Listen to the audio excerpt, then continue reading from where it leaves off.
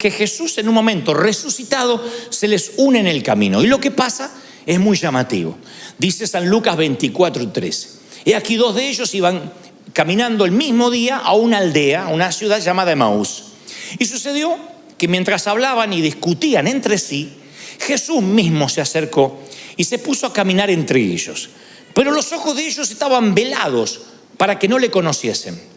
O sea, era Cristo resucitado, se les unió en el camino y no le conocieron. Entonces comenzaron a hablar con Jesús desde Moisés, siguiendo por todos los profetas. Entre paréntesis, esto me da la pauta de que no eran neófitos, eran conocedores de la Biblia o de las Escrituras. Y entonces el Señor se les puso a explicar todas las Escrituras que hablaban referente a Él. Lo que había dicho Moisés, lo que había dicho Abraham, lo que había dicho Isaías. Entonces, dice el versículo 31, le fueron abiertos los ojos, y le reconocieron. Y ahí él desapareció, se fue. Le fueron abiertos los ojos y le reconocieron. Y se dijeron el uno al otro, claro, por eso ardía nuestro corazón dentro de nosotros. O sea, por eso nos palpitaba el corazón fuerte y teníamos como taquicardia. Cuando Él nos abría las Escrituras.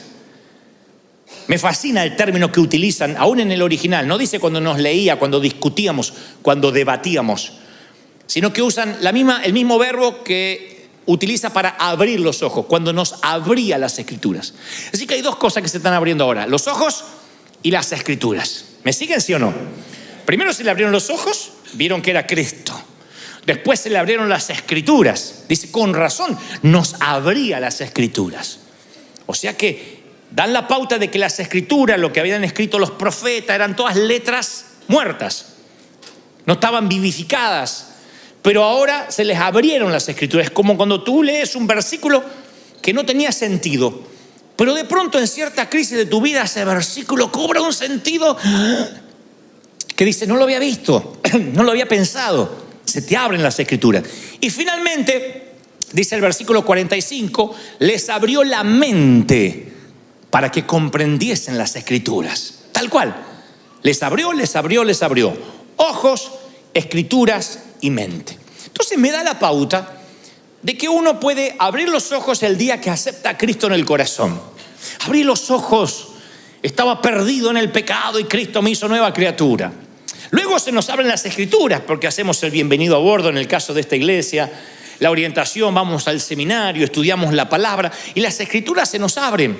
Pero luego hay una tercera apertura que es la mente para comprender las Escrituras. O sea, yo puedo tener mucha Biblia, puedo ir al seminario, hay gente que se sabe hasta el color de pelo que tenía Abraham y saben cuánto calzaba, cuál era la talla de calzado de Pablo, pero no, o la graduación de los anteojos de Saulo, pero no saben que esas Escrituras todavía pueden abrirse ante él si Dios le da una apertura espiritual. Entonces, cuando yo leía esto digo, sí, es cierto, podemos ser cristianos y ser cautivos de la mente, porque cualquier parte de tu cuerpo que no usas se empieza a atrofiar. Los músculos inmediatamente se atrofian, lo que no usas se atrofia. Inclusive los que hacen gym y los que hacen actividad física, si tienen un personal trainer, un entrenador, te va a decir, vamos a cambiar las rutinas.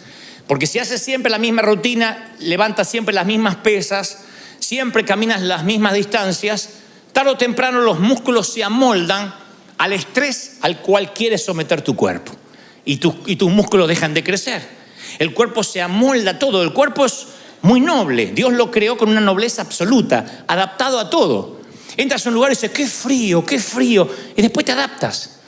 Yo he ido a zonas muy frías donde hace un frío espantoso y la gente sale en camiseta. Y yo digo, no te estás congelando. Y yo ya no sé qué ponerme arriba. Quiero salir con la manta. Y me dicen, no, acá estamos acostumbrados. El cuerpo se acostumbra a los climas. O lo que se acostumbran al calor. He estado en países o ciudades que las lagartijas se escupen las manos antes de cruzar el asfalto. Y digo, no tienen calor, yo ya no sé qué sacarme, me quiero arrancar la piel. Y ellos no. Con un ventiladorcito así tan hecho. Porque el cuerpo es noble, nos adaptamos a todo. Y dentro de esa adaptación está la atrofia, que es una suerte de adaptación. Nos atrofiamos a cualquier actividad. O sea, el cuerpo se acostumbra. Y el cerebro es un órgano que cuando no se usa, también se atrofia. O sea, la conexión entre las neuronas deja de seguir creándose. Porque lo único que nos sigue creciendo en el cuerpo, además de las orejas, vieron que las orejas se van creciendo, no sé por qué. Mi papá tenía unas orejas chiquititas, hace poco lo vi, tenía las orejas como un cocker, hasta acá le llegan. Pero además de las orejas, lo que sigue creciendo es el cerebro, las conexiones neuronales. La neurogénesis se llama. O sea que hay un cableado que se sigue abasteciendo a sí mismo y creciendo. Es el único órgano que se sigue ensanchando. La neurogénesis continúa en la vida del cerebro adulto. O sea, un niño nace con poquitos cables, por decirlo de una manera infantil, y después ese cableado se va conectando y hay una neurona con la otra, una célula con la otra, hasta que uno dice, bueno, ya creció. No, el cerebro se sigue ensanchando día a día, si lo sometemos al estrés de aprender. Si uno lo somete a la atrofia, al descanso, el cerebro queda ahí con lo que aprendió, nada más. Los niños pueden aprender hasta 7 idiomas, porque la neurogénesis recién comienza. Entonces uno le puede enseñar mandarín, le enseña mexicano, el castellano verdadero, inglés, le enseña alemán, todo aprende, ¿Y qué nos pasa después de adulto? No podemos aprender otro idioma, pero ni aunque nos torturen. Y andamos hablando, aparca la troca, te llamo para atrás, porque hablamos así. Porque el cerebro se empieza a atrofiar. Y decimos, pero ¿cómo si yo antes de chiquito podía aprender tanto? Y hoy no se entra. Ustedes creen, y se cree, no, es que el cerebro se me envejeció, decimos.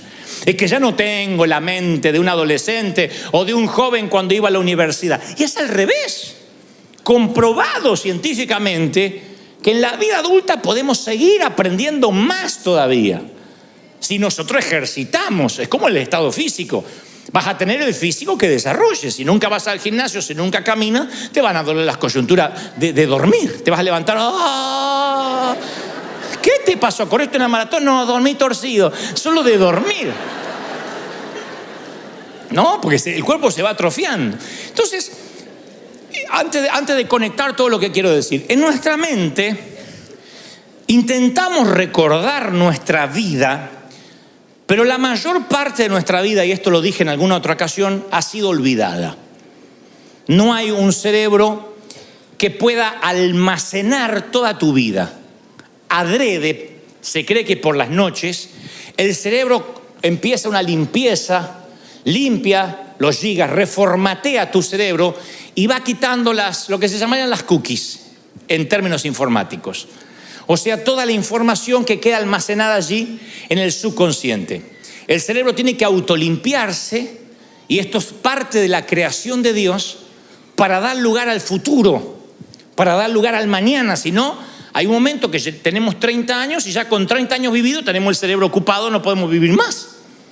Entonces el cerebro lo que hace es limpiar los recuerdos, y la mayoría de las experiencias, los momentos, los detalles desaparecen ocultos tras algunos pequeños momentos seleccionados al que denominamos nuestro pasado. Pero son seleccionados. Nadie recuerda toda su infancia, nadie recuerda toda su juventud, aunque algunos estén diciendo, sí, yo la recuerdo. No, recuerdas fragmentos que estuvieron conectados con lo que sentiste, en cómo te hicieron sentir. Pero no recuerda todos tus días de colegio, todos los nombres de tus maestras, los nombres de todos tus compañeritos. Hay personas que a lo mejor a tus 10 años eran re importantes para ti, hoy no recuerdan ni la cara ni el nombre. Y eso sucede de manera consciente, sucede sin que nos demos cuenta, porque olvidamos recordar y la mente se va liberando. Por cada momento que recordamos hay otros 1000 que olvidamos. Por cada momento que nos acordamos hay 1000 que desaparecen. De hecho, hay un sistema que tenemos en el cerebro que borra momentos que son escabrosos, traumáticos, y a algunos literalmente se les va de la mente y se ocultan como si fuese una suerte de alacena, de warehouse del inconsciente. Hemos hecho muchas veces sanidad interior a personas que arrastran una tristeza y no saben por qué. O que se paran ante la vida de manera traumática y dicen, no, pero yo tuve una infancia feliz. Y de pronto esa gente te dice, estuve un domingo en el servicio y de pronto vino una imagen de mi niñez y me acordé de que abusaron de mí. Uno dice, ¿cómo se va a olvidar una cosa así? Hay gente que lo tiene como un recuerdo traumático y no lo puede superar. Hay otros que el cerebro los liberó de esa carga de alguna forma y lo ocultó en el subconsciente. Pero claro, su vida se empieza a definir a partir de ese abuso, aunque él no lo recuerde. Y aquí ha habido mucha gente que ha dicho en un servicio, mientras adoraba, vino una imagen a mi mente. Y me acordé, no solo de un abuso sexual, puede ser un abuso verbal. Me acordé de un momento en que no me sentía amado, amada, que me hicieron a un costado. Y Dios se lo saca a la luz, no para que sufra, sino para extraerlo, para sanarlo. Y a partir de ahí todas las cosas son hechas nuevas. Pero el cerebro es tan sabio y tan noble que a veces borra momentos que son tristes, que ya ni te los acuerdas, que si te los acordaras capaz que no podrías vivir en el presente ni disfrutar el futuro. Porque hay algunos recuerdos que sí quedan para toda nuestra vida y es el laberinto por el cual tienen que viajar nuestras experiencias futuras. Las experiencias del futuro viajan por el laberinto de los recuerdos que sí, valga la redundancia, nos acordamos. De los momentos del pasado que sí los tenemos presentes. Pero los recuerdos, sea que estén en el consciente o en el subconsciente, crean barreras. Todos tenemos barreras por las cuales filtramos nuestras experiencias. Yo decía el domingo pasado que los primeros 6 años de vida de un ser humano marcan la vida adulta que va a tener. La forma de pararse ante la vida, la forma de reaccionar, tu carácter. Después la vida te va enseñando mucho. El entorno te va cambiando, pero la esencia es formada en los primeros 6 años. Y esos recuerdos filtran tu manera de ser. Si te criaste en un hogar donde todo era grito, donde todo era negatividad, algunos tuvimos padres que nunca enfatizaron, no exacerbaron lo positivo, sino siempre lo negativo. No digan amén, pero por sus caras veo que hacen sí, la mayoría. Los padres de antes no decían, pero qué bien que colgaste la toalla esta vez.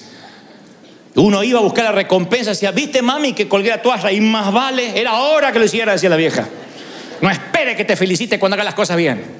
Pero cuando hacías las cosas mal, ¡pac!, te daban. Entonces uno siempre estaba esperando la negatividad. No hagas esto, no tires la toalla, no dejes el calzón como un florero. Y de grandes buscamos pastores e iglesias que se identifiquen con esas experiencias.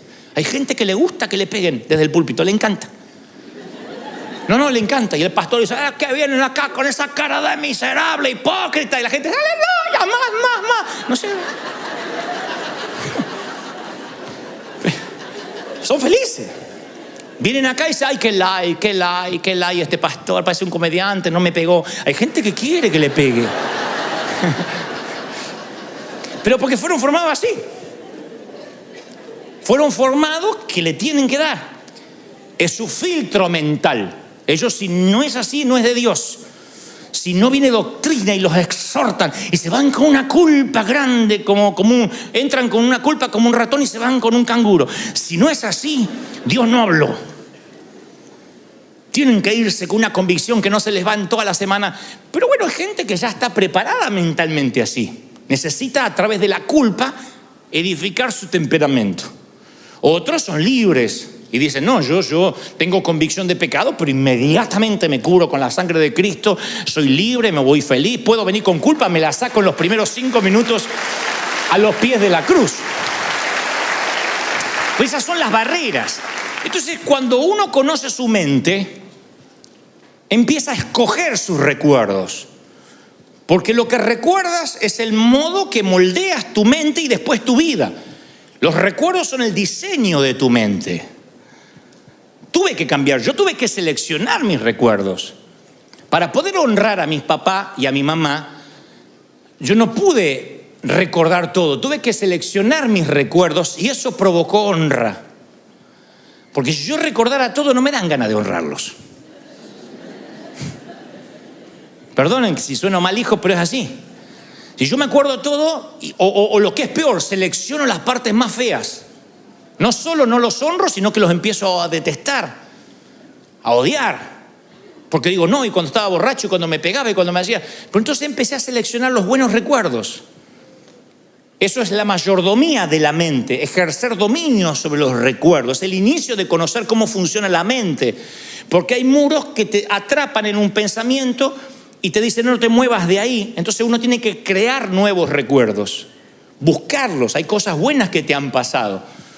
Pero a veces la mente nos engaña y se va para las partes más feas. Y si tenemos solo la parte más fea editada, así vamos a ver también el presente y el futuro. Entonces uno tiene que administrar, ser mayordomo de sus recuerdos, porque tal es su pensamiento, tal es él, dice la palabra. ¿Me siguen?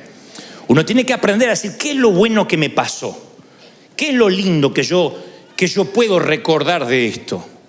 El cerebro, hoy en el primer servicio hice lo mismo y haré lo mismo para que no se sientan discriminados. Quiero presentarte a un vago que convive contigo. En el primer servicio todas las mujeres miraron al marido diciendo, era hora que Dios te empezara a hablar. Pero no hablo de tu cónyuge, hablo de que todos convivimos con un vago comprobado. El cerebro es un músculo perezoso. Ese es el primer vago con el que convivimos, está acá. El cerebro es un músculo perezoso, por eso somos tan enseñables.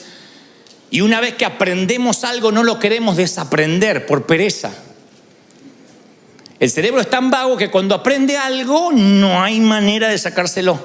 Desaprender es lo más difícil que podemos vivir como seres humanos, es la peor batalla. Por eso el Señor lo que lo llevó a la cruz fue cuando dijo, oíste que fue dicho y aprendiste por Moisés tal cosa, mas yo digo. Aun cuando Jesús venía a simplificar la ley, no lo aceptaban porque tenían que desaprender la ley. Porque uno pensará, si te dan 700 normas de tránsito para conducir y sube un nuevo presidente que dice solo hay 3 normas de tránsito, ¿por qué te enojarías con él? Señor, ¿cuál es el mandamiento más importante? ¿Cuál? Y ahí el Señor podía haber dicho, no, como el mandamiento. Cumplan los 670 mandamientos que cumplen los judíos más los otros 10. No solo un mandamiento, amarás al Señor con toda tu mente, con tu corazón, con tu alma. Ama a Dios como a ti mismo. Ese es el único mandamiento que tienen que seguir. Y ellos dicen, no, porque no es lo que aprendimos. Porque el cerebro es un órgano perezoso, ya aprendimos y no vamos a desaprender. Eso no es lo que aprendí, eso es lo que algunos dicen, yo defiendo la senda antigua. Creen que defender la senda antigua es defender la vieja manera de hacer las cosas, proteger el fuerte. Y no voy a aprender nada nuevo. Y la Biblia está lleno de episodios donde dice, nuevas son mis misericordias cada mañana. Y aquí hago cosas nuevas, no las haré notorias. Aquí cosas que ojo no vio, ni oído yo, ni han subido a tu corazón. Dios es un Dios que ama lo nuevo. Él no dejó de crear en el 6º día. Dijo, ya está, se me acabó la creatividad. Todo lo que sabía ya lo hice en el universo, lo puse ahí. No, Él sigue siendo creativo. Pero nuestro cerebro es tan vago que una vez que creemos algo, no queremos no creerlo. La misma estructura que nos hace enseñables también nos hace no enseñables. Porque si uno cree que ya se sabe todo, no le queda nada por aprender.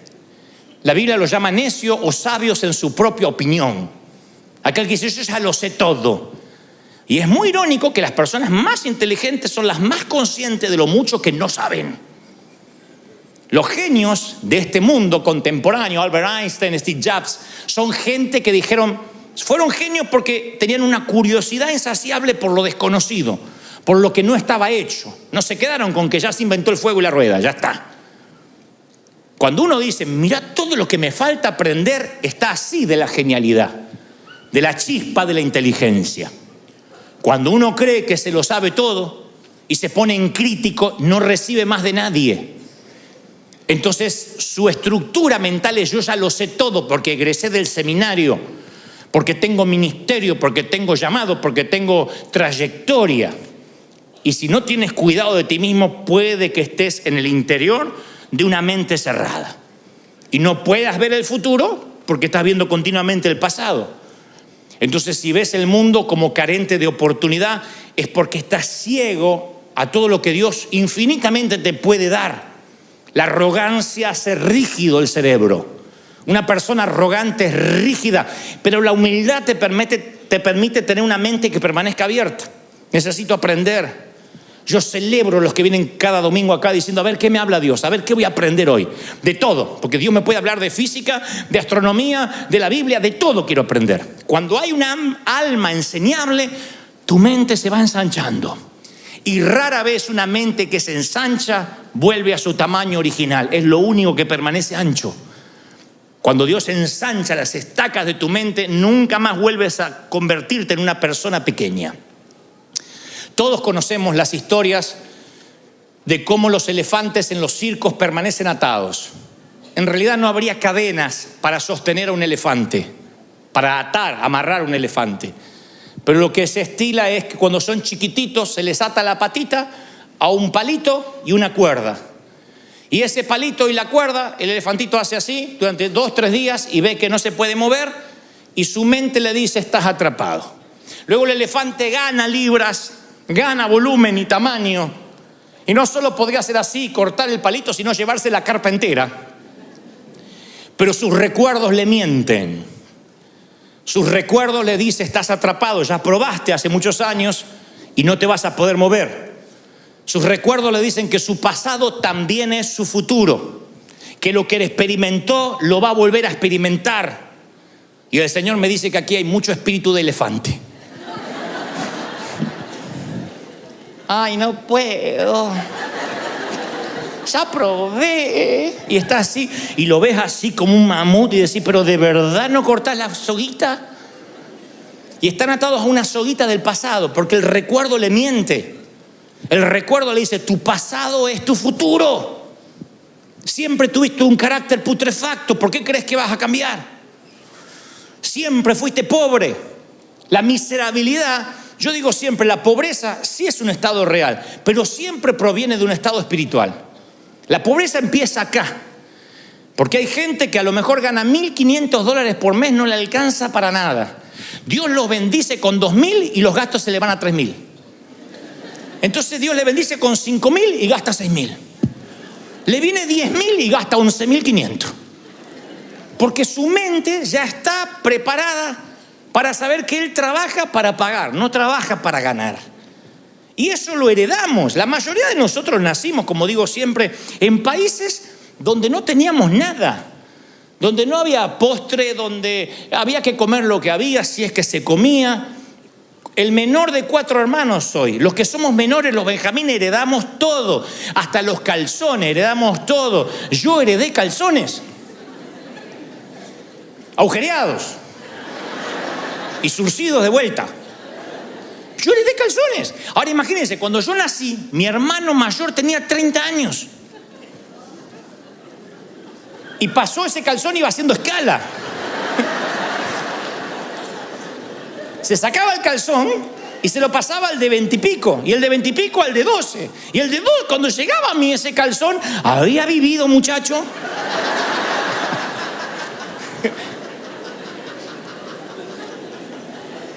Siempre era así. Entonces yo me acostumbré a que no hay, a que todo había que ahorrarse, la zapatilla agujereada había que aguantarse, pero de verdad no había, no teníamos recursos. Yo tuve que cambiar el paradigma mental, si no hoy podría tener un poco más de recursos y sin embargo tener la misma mente atascada ya, el elefantito en el palito. La mente se preparó para no tener. Y cuando uno vive, no voy a tener. Yo conozco gente que tiene plata ahorrada y no da, no siembra, no gasta por si le falta. Ay, yo no tenía planificado este gasto. Pero te estoy pidiendo que pagues el café, $4. Sí, pero me rompe el presupuesto y tiene 50.000 ahorrados, pero porque es pobre. La pobreza está acá. Salir de Egipto salimos la mayoría. Sacarse Egipto de adentro te puede costar años o toda la vida o nada. O nunca te lo puedes sacar. La esclavitud es un estado mental, es una cautividad que te mantiene como que todavía no tienes la fuerza del elefante adulto y sin embargo estás atrapado como un elefante pequeño. Entonces el cerebro es un órgano inherentemente perezoso y se limita a cualquier límite y se limita a cualquier patrón previamente fijado por una conducta del pasado, por algo que nos dijeron sin querer. Por eso siempre es tan importante probar algo nuevo. La Biblia está llena de cosas nuevas.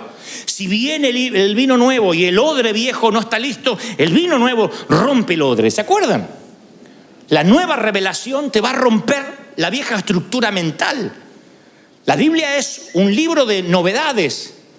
Sin embargo, lo nuevo amenaza la tradición. Los cambios siempre asustan. Eso es nuevo, nunca lo vimos. Sí, pero no está haciendo nada malo. Sí, pero seguramente a Dios no le gusta. Yo me creí, nací con esas cosas. Esto a Dios no le gusta, esta música a Dios no le agrada, esta ropa no es la de un hijo de Dios, esa música no se debe escuchar, esa comida tampoco le agrada al Señor, esa tienda no se va, en ese lugar no se va, en esa calle no se camina. Todo era lo que desagradaba a Dios. Y me fui creando con esas cárceles, de modo que si el Señor no me liberaba de la cautividad, yo no estaría inspirando a nadie hoy. Estaría transmitiendo los mismos miedos, estaría siendo también un guardia de prisión, diciendo: usted no haga, usted qué hace, y usted por qué se puso ese peinado, qué hace con ese vestido, qué hace con esa... Estaría así.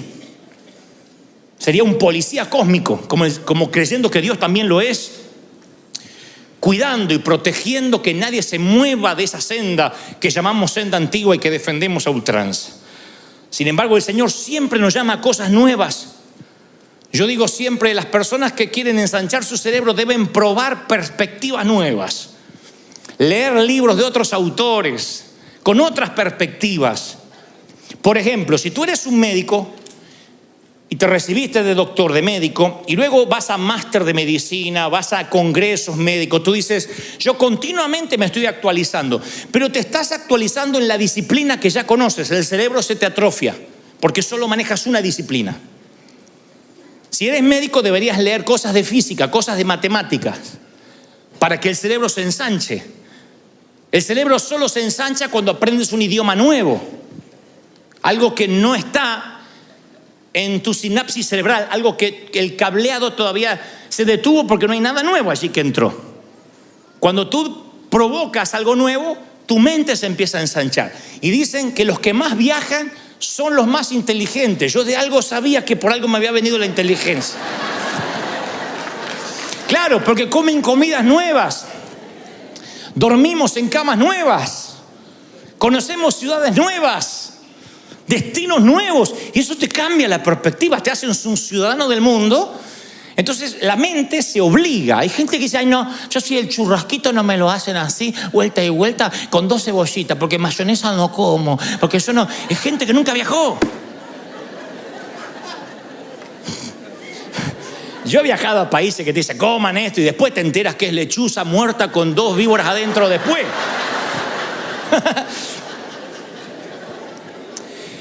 Pero hasta el paladar se atrofia. Hay gente grande que todavía se casó y cree que todavía vive con la mamá. Le tienen que hacerle huevito así, porque si sabés que yo no como lo amarillo del huevo. Ay, Dios mío, hacete hombre.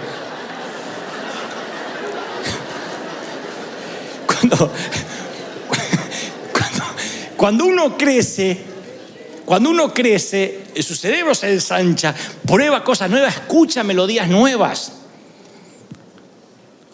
Y el Señor, cuando quiere hablar con sus profetas, con sus hombres, les dice: sal de tu tierra y tu parentela, sal de la tienda, sube a la montaña, baja en la montaña, vete a la otra ciudad. Dios los movía. Él sabía que moverlos geográficamente, ponerlos en otra topografía, les iba a dar una nueva perspectiva. Moisés tenía que subir para encontrarse con Dios. No es que Dios estaba un poco más alto y se acercaba a verlo. Dios podía hablarle como tantas veces habló en el valle. Pero el caminar, el salir, el moverte, el probar cosas nuevas hace que tu cerebro se ensanche. Y cuando una idea, cuando algo creativo ensancha una mente, no vuelve nunca más al tamaño original. Porque Dios nos dio la capacidad de aprender hasta que muramos. Tengas 80 años, no tienes excusa para decir: yo ya tengo 80, ¿qué voy a aprender? Mucho. No aprenderás a manejar el celular, pero podrás aprender otro idioma, qué sé yo. Aprender es una cuestión de mayordomía, porque en un momento dejamos de ampliar la mente y comenzamos a vivir de recuerdo, dejamos de crear el futuro y comenzamos a repetir el pasado. Entonces uno tiene que aprender, leer todo el tiempo, ser autodidacta. ¿De qué sirve egresar de la universidad, colgar el diploma y no agarrar un libro más en la vida? Te va a ganar la tortuga que viene leyendo todos los días. El que estudia en la universidad a veces es como la liebre. Corrección, ya está, no estudio más. Y la tortuga va leyendo. ¿Cuál es la fábula de la tortuga de Esopo y la liebre? Que salieron a correr y la liebre se fue a dormir la siesta. La liebre se fue de juerga porque dijo, yo le voy a ganar a la tortuga. La tortuga nunca paró y siguió y cruzó la línea de meta y el conejo durmiendo, la liebre durmiendo. No el conejo, la liebre. Entonces creo que hay gente que tiene ese espíritu de aprender, de ser autodidacta. Dice, yo voy a aprender hasta que me toque morir. Yo estaba leyendo que según el laboratorio de neuroimagen de la Universidad del Sur de California, el ser humano tiene un promedio de 48.6 pensamientos por minuto. O sea, casi 49 pensamientos por minuto. Para que no andes sacando cuentas, estos son 70.000 pensamientos por día. 70.000. De los cuales los 70.000 pensamientos, el 92% son pensamientos negativos. Más del 30% son pensamientos de sexo. Pero eso no es el caso. Otro día les hablo de eso. La Biblia dice que hay que llevar cautivo todo pensamiento a la obediencia de Cristo. Yo digo, si tengo 70.000 pensamientos por día, ¿cómo los llevo cautivos a pensar como Cristo? Hay demasiados pensamientos para llevar cautivos. Entonces la única forma de llevar cautivo tantos pensamientos que nos inundan, que de alguna forma pensemos como Cristo, es lo que trato de decir, es armar una cosmovisión. ¿Qué es una cosmovisión? El término se acuñó en 1850, esa frase o esa palabra, la inventó un ingeniero alemán. Decía, la cosmovisión es la manera que ves el universo y el mundo y a partir de ahí, la forma en que vives tu vida. La cosmovisión es el filtro del pensamiento. Tu mentalidad diseña tu mundo exterior. En el sentido práctico es la manera que ves la vida. Tú ves la vida de una manera, yo la veo de otra y el que está a tu lado la ve de otra. Es la misma vida, pero la vemos diferente. Conforme a cómo nos criaron, conforme a lo que abrimos la mente o la cerramos. Hay diferentes formas de ver la vida. Hay algunos que ven una oportunidad y otros ven un monstruo. Hay algunos que ven una ola para surfear y otros creen que es una ola que los va a ahogar. Y es la misma ola. La forma que vemos la vida es la cosmovisión, el filtro donde pasan esos 70.000 pensamientos diarios. ¿Hace sentido lo que trato de decir? ¿Hasta ahí me siguen? Bueno, si crees que el mundo está lleno de posibilidades, y te levantas a la mañana y dices, el mundo hoy va a estar lleno de oportunidades, hoy algo va a cambiar, hoy puede ser un gran día, dijo Joan Manuel Serrat. Entonces te levantas y dices, hoy puede ser un gran día, y te levantas, vas a encontrar un gran día. Es bíblico, no lo inventó Serrat. Si tú dices, hoy me voy a encontrar con gente, seguramente hoy voy a encontrar con esa cara, ay, esa cara de culto, de esa que me mira, y aquel con cara de limón, y dice, es lo que vas a encontrar. Uno encuentra lo que está buscando. Siempre. Si tú vienes a River a ver los que tienen mala cara, así los encuentras, así. Pero si vienes a ver los que tienen una sonrisa, así los encuentras. Entonces tiene que ver con qué perspectiva. Si te levantas buscando esperanza, vas a encontrar esperanza. Si te levantas diciendo, hoy es un día de oportunidades, vas a encontrar oportunidades. ¿Por qué? Porque la esperanza, la oportunidad, las caras malas, la desazón, la envidia, viaja contigo. Viaja con uno. Es como el nieto que le puso queso mientras dormía al abuelo en los bigotes. Y cuando se levantó, el abuelo dijo, uy, este cuarto apesta, que olor a pata. Y salió y dijo, el mundo apesta. Eran sus bigotes. El queso viaja en tus bigotes. No te voy a decir que repitas eso, pero llévatelo en el corazón. El queso viaja en tus bigotes, elefantito con la pata atada. Si tu mentalidad está formada por el enojo, está formada por la codicia, nunca vas a entender que estás encontrando el mundo que tú creaste. Uno crea el mundo que tiene en su mente. Para mí servir a Dios es fácil. Yo me tomé de la palabra, ligera es mi carga, mi yugo es fácil. Yo me divierto sirviendo al Señor. Cualquiera que me conoce sabe que yo me divierto, no me canso. ¿Cuándo duerme? Me dicen algunos. ¿Y cómo hace? ¿Dónde saca tanta energía? Cuando hace lo que te gusta, es fascinante. Yo estuve haciendo entrevistas esta semana, eran las 12 de la noche y yo estaba hablando de las 6 de la mañana. Puse el cerebro a dormir y seguía hablando solo en la boca.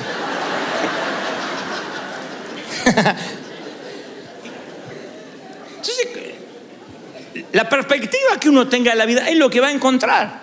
La mente es un filtro, entonces uno crea un filtro mental. Uno no puede llevar todos los pensamientos cautivos, pero todos los pensamientos van entrando por ese filtro. Y ese filtro de alguna forma es como que los recibe a los pensamientos, algunos los eyecta y otros los distorsiona para que piensen conforme a tu filtro. Yo lo he vivido. He ido a lugares donde a mí le caigo gordo, a la gente no le gusto, se me sientan ahí a criticarme. Puede respaldarme el Espíritu Santo de una forma asombrosa, se levanta un muerto y entra por su filtro lo que ve, lo distorsiona y dice, por Belcebú lo hizo. Acomoda lo que vio a su filtro. Eso no va a cambiar. Ya están cautivos de la mente. Entonces van a encontrar lo que vinieron a buscar. Si tú te vienes a la iglesia con mente crítica, acá hay mucho para criticar. Mucho. No te va a gustar mi forma de predicar, no te va a gustar la música, no te va a gustar cómo se viste aquel, que otro, la lucecita. Hay miles de cosas que no te van a gustar. Pero hasta un parque temático pasa eso. Tú puedes ir a Disney a criticar. Las colas que hay que hacer, la fila para ver un pato. Ay, Dios mío. Un agua mineral, $10, pero es una locura. Es lo que van a cobrar. Ay, que me parece que me sientan asaltando para aguantar ese perro. Ay, claro. Y te vas a salir loco. Porque ya te levantaste la mañana que te ibas a enfermar a Disney.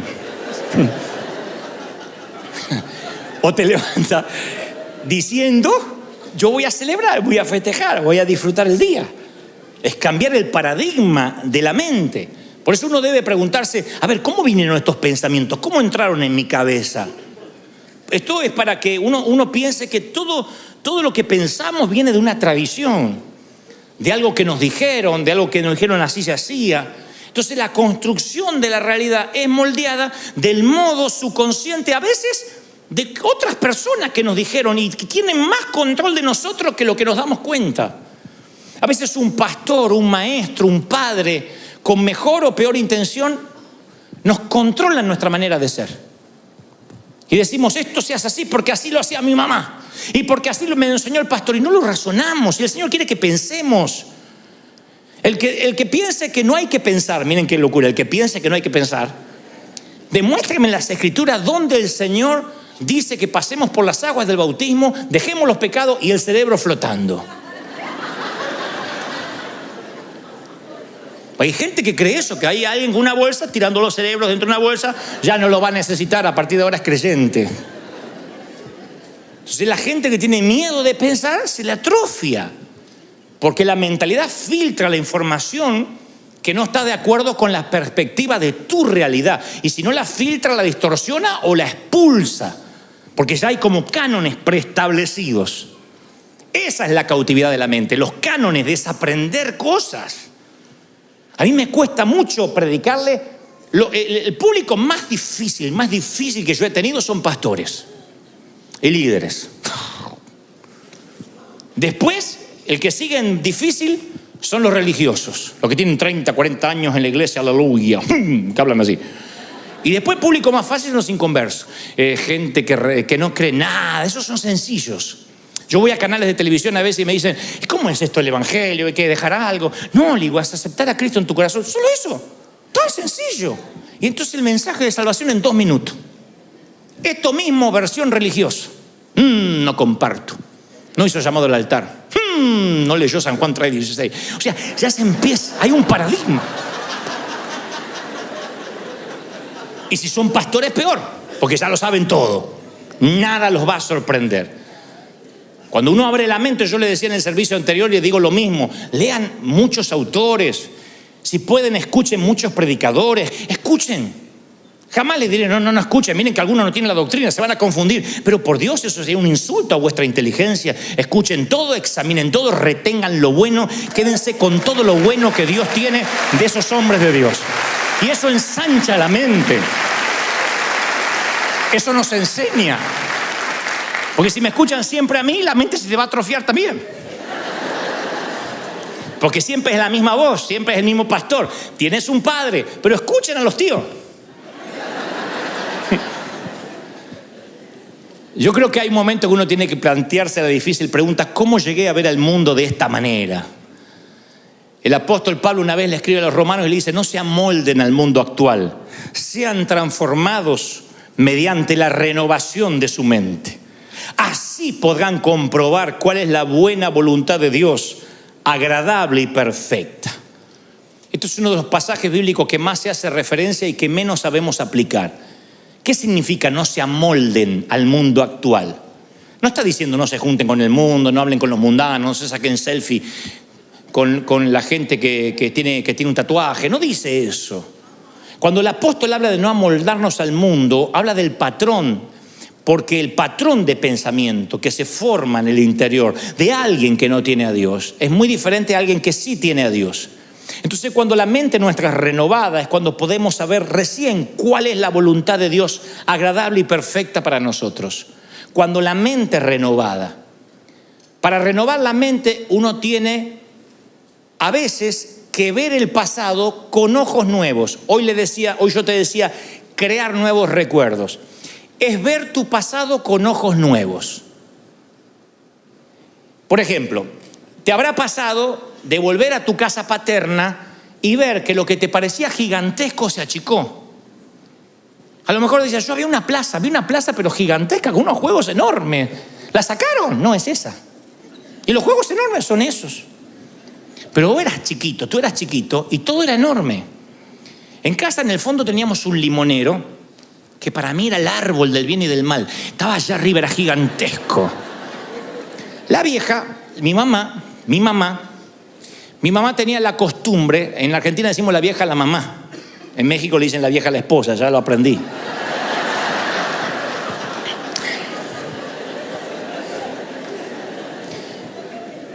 Entonces mi mamá tenía la costumbre de pegar en frío, es un don.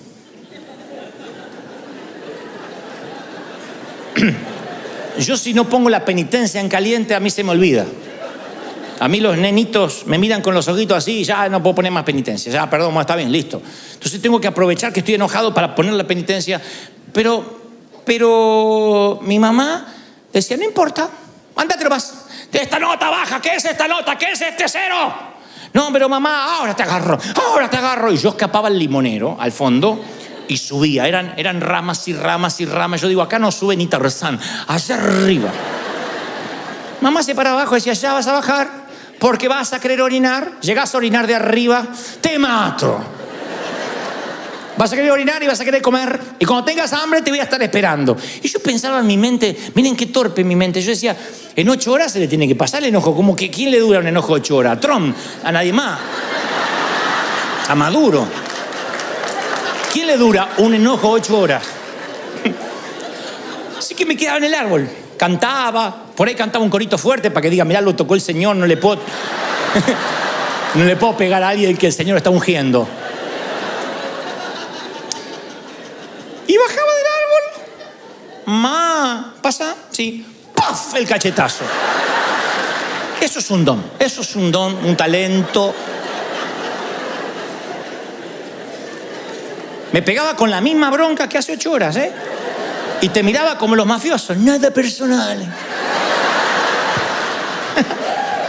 Era Al Capone la vieja, Al Capone. Y de grande fui a casa y un día le pregunto a mi papá, ¿y el limonero lo cortaron? No, lo achicaron. ¿Cómo se va a achicar? Parecía un bonsái el limonero, estaba así. Y yo digo, pero no puede ser, no es el mismo, es el mismo. ¿Pero lo podás? No, ¿cómo voy a podar? Y a ese yo me subía, era chiquito. Y yo dije, acá mi mamá me podía bajar de un cachetazo así, yo no me di cuenta. Yo me sentía en la copa del mundo. Entonces, miré mi pasado con ojos nuevos. Hay recuerdos que se van agigantando por tener los ojos viejos. Y esos recuerdos nos van marcando, los monstruos son más grandes, los árboles son más gigantescos, la plaza era más gigantesca, nuestro hermano era más malo de lo que pensábamos, papá era más borracho de lo que pensamos, porque agrandamos los recuerdos, porque no los vemos, porque no renovamos nuestra mente. Entonces no podemos ver la agradable y perfecta voluntad de Dios para nosotros, como dice Pablo, porque nuestra mente está moldada a la vieja vida, a la forma en esa perspectiva en que nos criamos. Y esto quiero que lo escuchen con mucha atención antes de culminar, porque a lo mejor es la revelación más importante de este mensaje. Siempre pensé en la voluntad de Dios como una perspectiva lineal. Por ejemplo, que la voluntad de Dios era una cuerda floja por la que caminábamos o nos caíamos. Entonces, te casabas con la voluntad de Dios. Dios preparó una persona para ti. Entonces andabas por la cuerda ahí que no te podías, que te casabas con otro y te fregaste, porque no era lo que Dios tenía. Entonces había un montón de gente con miedo a casarse porque, a mí me gusta, pero a ver si no le gusta a Dios. Y Dios dice, tu abuela si te va a acostar vos con ella, no yo, así que elegíla. Y esta perspectiva, lo mismo para el trabajo, para lo que voy a emprender. Pastor, ore por mí porque quiero estudiar la carrera que Dios quiere que yo estudie. Y Dios no me muestra qué carrera debo seguir. Ore por mí porque quiero saber qué auto me voy a comprar. Ya tengo platita ahí y quiero que sea el auto que esté en la perfecta voluntad de Dios. A ver si compro uno que no es la perfecta voluntad de Dios.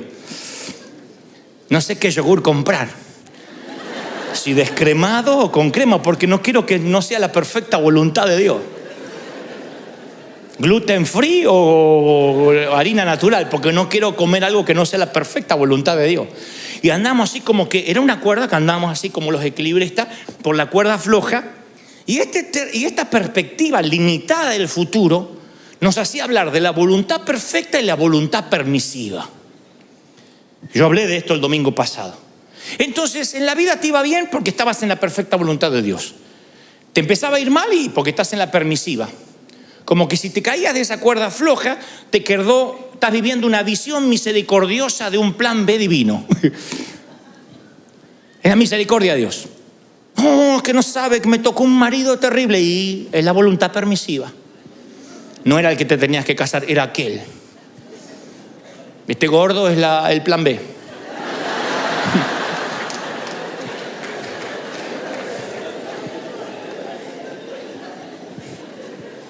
¿Ustedes creen que Dios, cuando creó al hombre a su imagen y semejanza, quiso hacer robots? Gente sin poder elegir. El futuro es más complejo que eso, es más hermosamente complejo. Para mí tiene sentido que un Dios infinito nos preparara un universo infinito de futuros. Hay un montón de futuros que nosotros decidimos conforme el filtro de nuestra mente.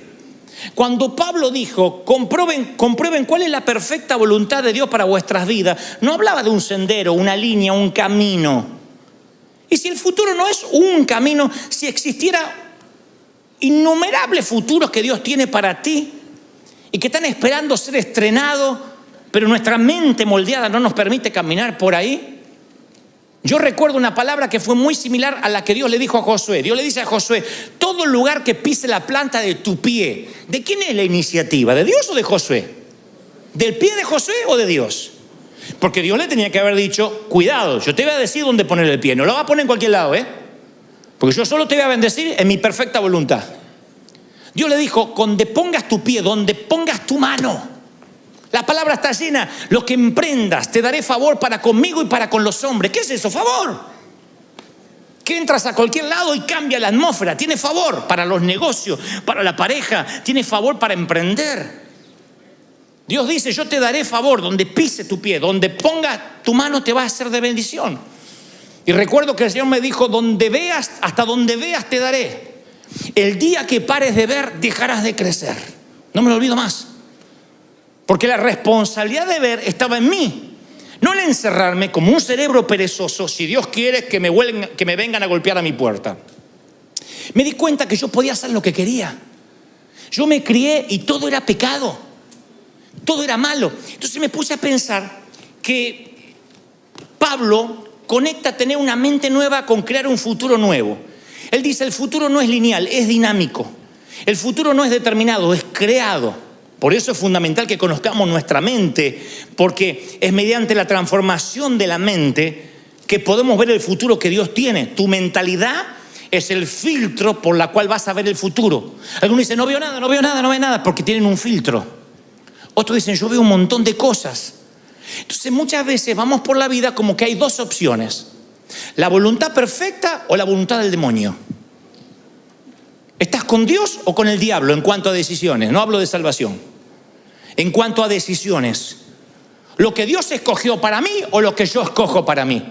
Yo quiero saber qué es lo que Dios quiere para mí. Y nos quedamos estáticos sin hacer nada. Entonces yo creo que el futuro respeta el mismo diseño original del huerto del Edén. Había solo un árbol que no se podía comer, solo uno. Del resto coman de los que quieran. Eso es la creatividad de un Dios infinito. No había dos árboles, porque vivimos la vida como que hay un árbol del bien y un árbol del mal, la voluntad perfecta y la permisiva. Y sin embargo Dios dice, no, así yo no creo las cosas. Fue en el huerto del Edén igual que ahora. Hay infinidad de futuros para ti. Puedes comer, puedes atreverte, crea, estudia, prepárate, capacítate. Hasta donde la mente te da vas a poder. Solo un árbol no toques, el pecado. Solo un árbol. Sin embargo, a mí me criaron que había solo un árbol bueno, la voluntad de Dios. Todos los demás árboles eran malos. La tele era mala, el teatro era malo, vestirse era malo, jugar al fútbol era malo, hablar, contar un chiste era malo, mirar una película era malo. Eran todos árboles malos. Yo estaba en el medio del huerto con todos árboles podridos. Para donde miraba había pecado, para donde miraba había pecado. No había manera de no pecar. Y los de mi edad no pecábamos no porque éramos santos, porque nos faltaban recursos. No teníamos celular, no teníamos auto, no teníamos internet, no sabíamos ni cómo se pecaba. Pero todo era malo, todo lo que se inventaba era malo. La música era mundana, el entretenimiento era mundano, mirar el fútbol era pecado, mirar el boxeo era pecado. Digan que no había foto, ni selfie, ni nada de eso, si no nos hubiesen arrancado la cabeza. Se dio vuelta el huerto para algunos.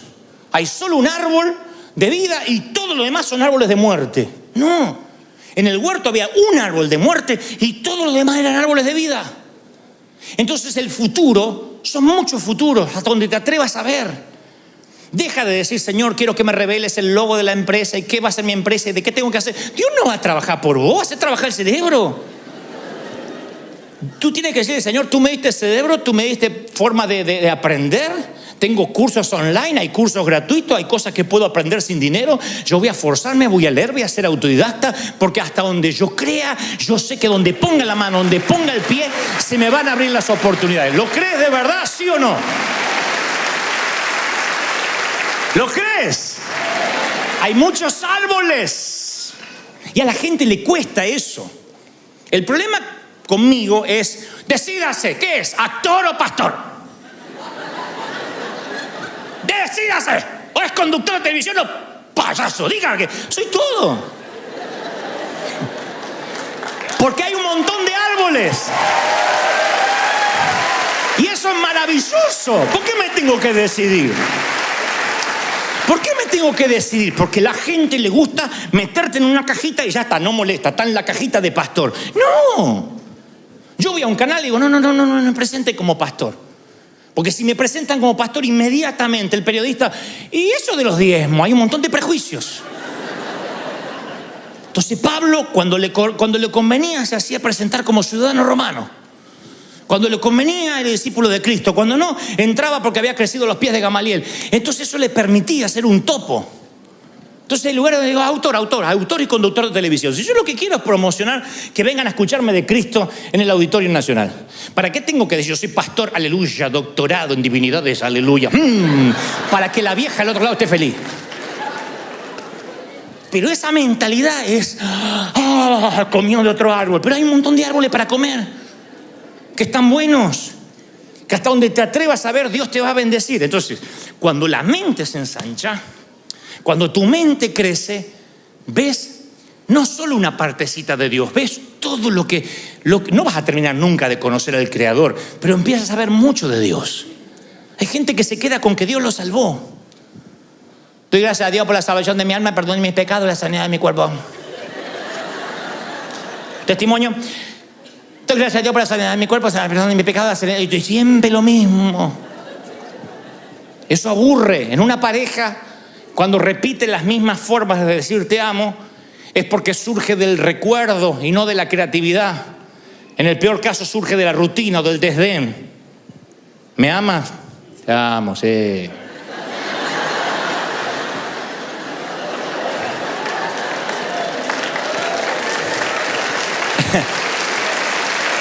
Pero cuando tu mente se ensancha, buscas nuevas formas creativas de decirle a Dios que lo amas. Yo siempre digo, el astrónomo observa el cielo y contempla más que yo y que tú. Porque él dice, mira, esa constelación en la que él ve cosas que yo no veo, yo veo estrellas nomás. El astrónomo que estudió las constelaciones las disfruta más. El experto en genética estudia el genoma humano y disfruta más. El oceanógrafo pasa las barreras del coral y disfruta más las especies. El físico disfruta los detalles de cada molécula. El músico disfruta una melodía. A veces dice el músico, ese acorde me encantó y cómo subió. Es increíble cómo subió a una sexta y después una novena. Y yo lo único que escuché es chiquipum, chiquipum, chiquipum. Es lo único que yo escuché. Y él escuchó todo porque sabe los instrumentos y disfruta. El que aprende sobre ópera va a la ópera y disfruta. Yo veo una señora gorda sufriendo.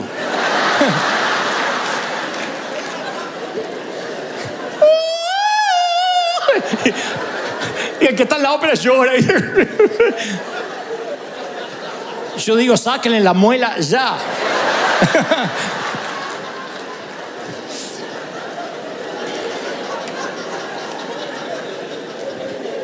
Si ustedes alguna vez cenaron con un sommelier es el que cata el vino.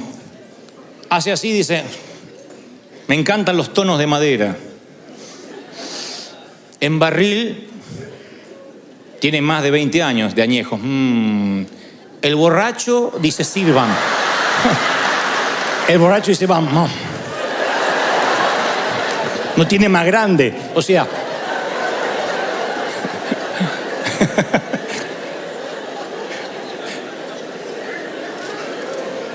el borracho huele el corcho y ya está.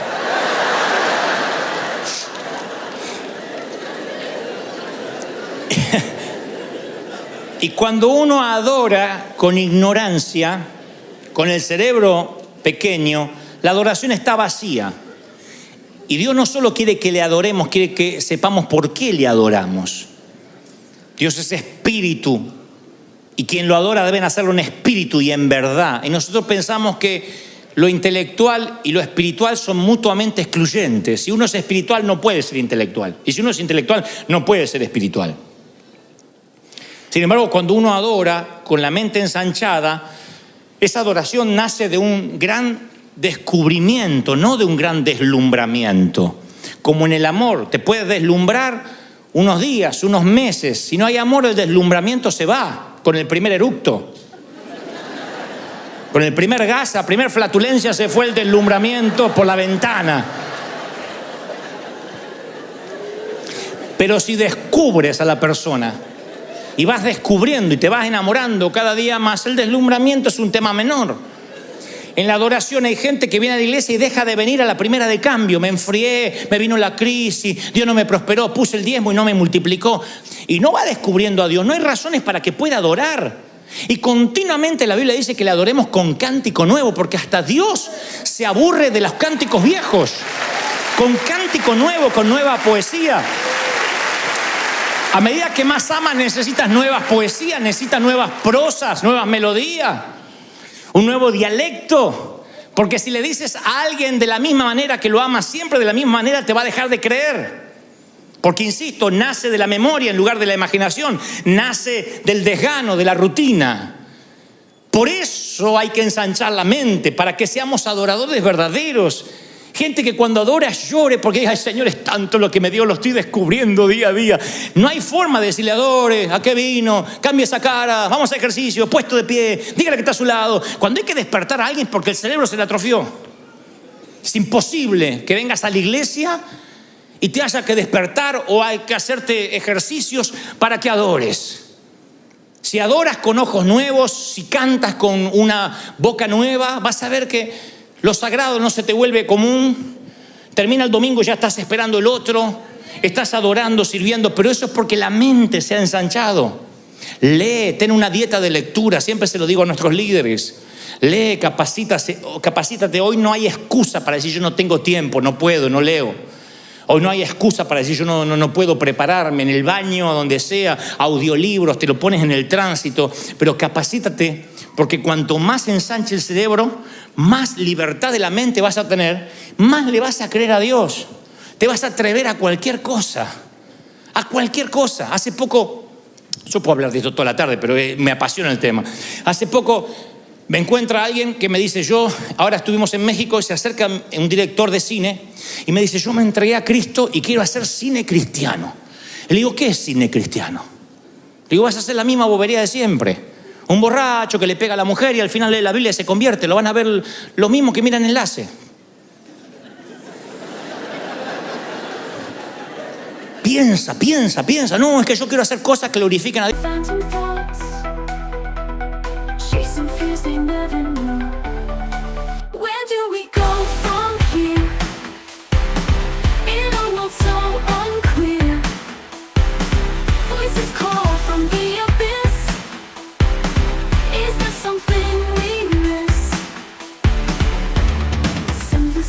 Brief inside, heartbeat in electric hum, fragments of a shattered mind, rhythms start to spirits numb.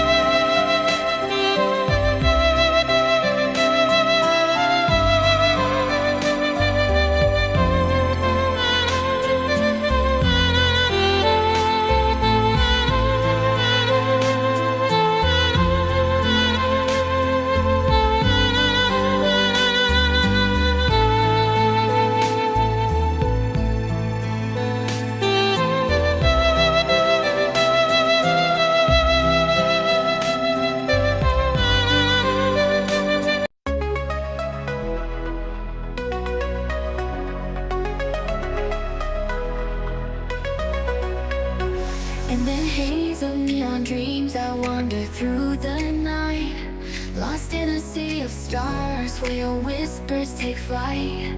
Electrified emotions, they dance around my heart in this digital garden where we never have to part.